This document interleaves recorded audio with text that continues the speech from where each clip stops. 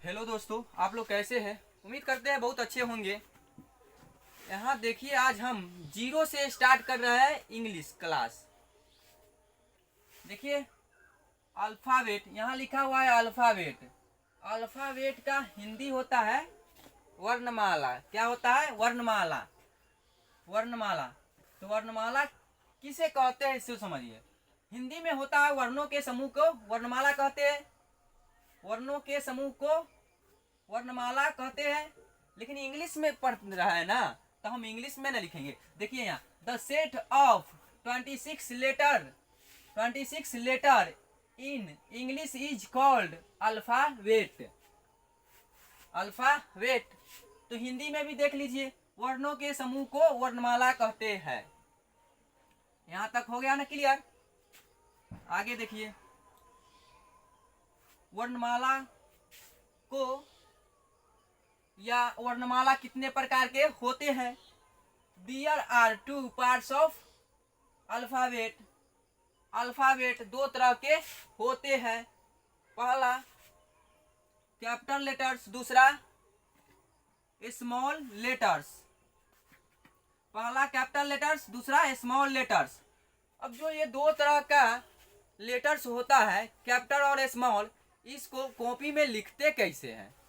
कितना बच्चा गलती करता है यहीं पे। तो देखिए, हम ए नंबर में समझिए, कैपिटल लेटर्स छपाई के हो या लिखाई के हो, हमेशा ऊपर के 3 लाइनों में लिखा जाता है।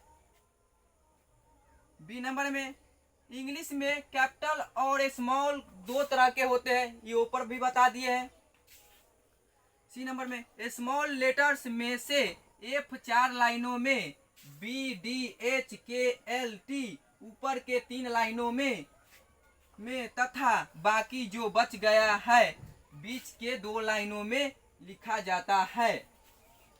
तो यहाँ तक समझ गए बच्चों। अब हम इसको क्या करेंगे? मिटाएंगे। इसलिए कॉपी में इसको नोट कीजिए, जल्दी से नोट कीजिए,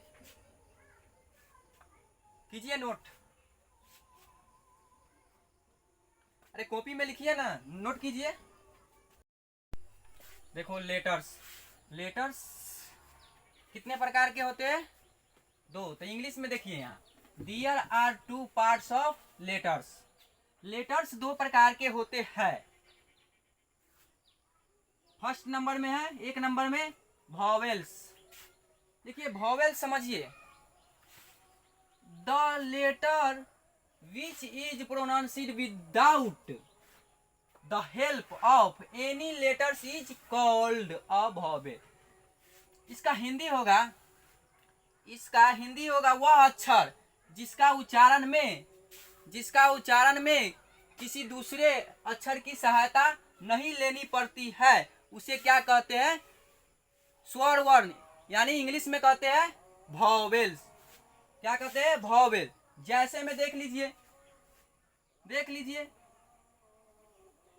ए E I O and you, ये सब क्या है? वॉवेल है।